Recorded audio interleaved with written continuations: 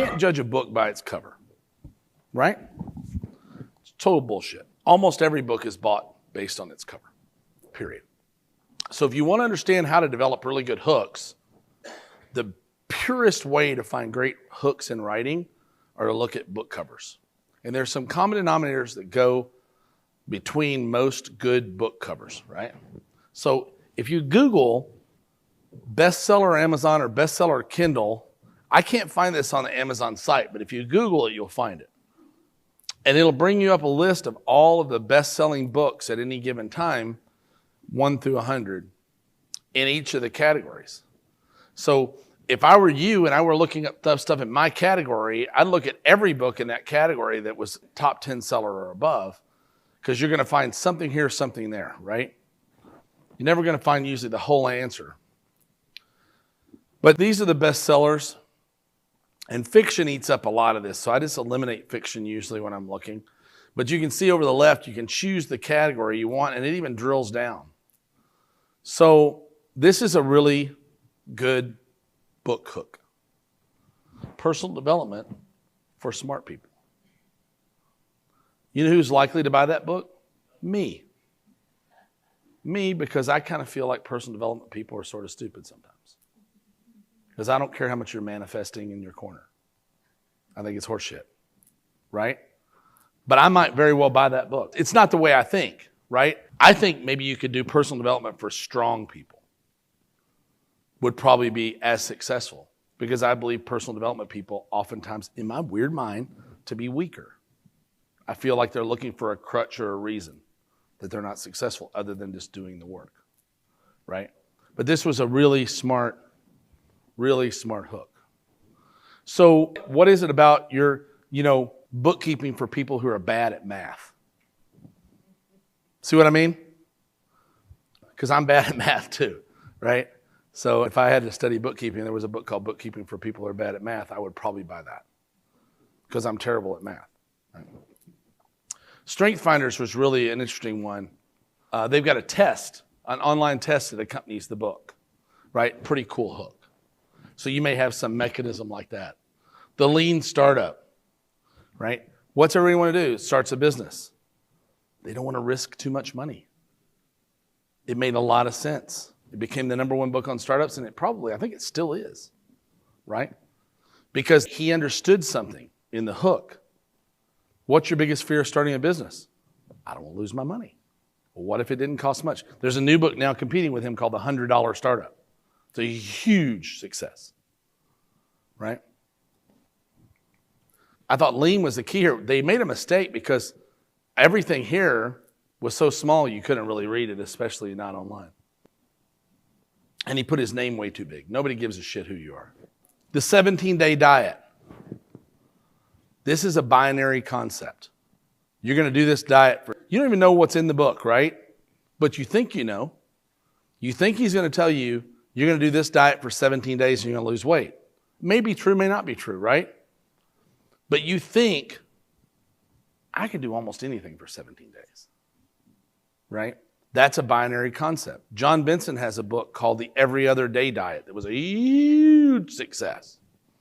You diet one day, you don't the next. You diet one day, you don't the next, right? An enormous success because we all believe that we have that much willpower. You get 24 hours worth of willpower. Every other hour diet, I think. Every day's a Friday, Joel Osteen.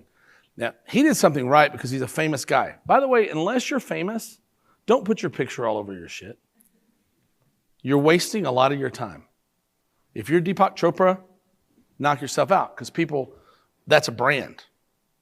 Joel Osteen has a recognized brand. He should have his face in the front of the thing, right? But he just wants you to be happy. He's just selling happiness. Joel Osteen sells happiness in a Jesus wrapper. That's what he does, right? So what's your favorite day of the week? Everybody's favorite day is Friday, right? So every day is a Friday. Every day's your birthday. Look at a big old smile. Ding, right? Every day is a Friday. How to be happier 7 days a week. Right? Great tagline. The 7 habits of highly effective people. How many habits do I need to learn to be effective? Just 7. The rest of them, you don't need those. It's a binary concept. That binary concept thing is huge. It really, really, really is. Plus, this one has the added benefit of having sold 15 million copies. If you sold 15 million copies, use it in your headline. If you haven't, don't, right? I love this one. This is something for you guys. So anybody's in food, this is a huge book called The Hunger Fix. The 3-stage detox recovery plan for overeating and food addiction. It's a fix. It's an easy word. We're just going to fix your hunger. We're not going to cure it. We're not going to fight it. We're not going to diet. We're just going to fix it. Dan Kennedy showed me this. It was pretty amazing. I never thought about it. No diet commercial will work on television without you showing lots and lots and lots of food. So putting a cupcake is so counterintuitive, right? Why would you put a cupcake on a diet book? That was the hook. That's part of the hook, right? Have all the delicious food. Look at Nutrisystems. You can just get Nutrisystems. You can eat hamburgers and pizza and fudge cookies. The weight will just melt off, right? This is Chris Haddad's. I think it was great. Make him beg to be your boyfriend in 6 simple steps. What do women want? Right? Look at the power position of the woman, where the woman is and where the man is on the cover.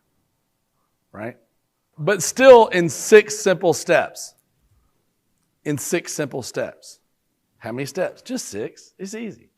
I only got to do 6 things and he'll beg me? Yeah, it's awesome. Right? 40 days to enjoy full life.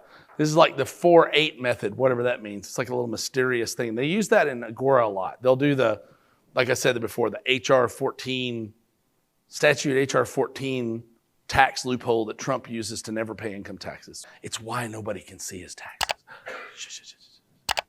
Right? Very counterintuitive. This is my friend Kamal Ravikant's book. This is a personal development book. Love yourself like your life depends on it. Who would do a silhouette of themselves with a gun to their head, a book about love? Kamal. Really smart. I don't know who the designer was on this, but it was really genius.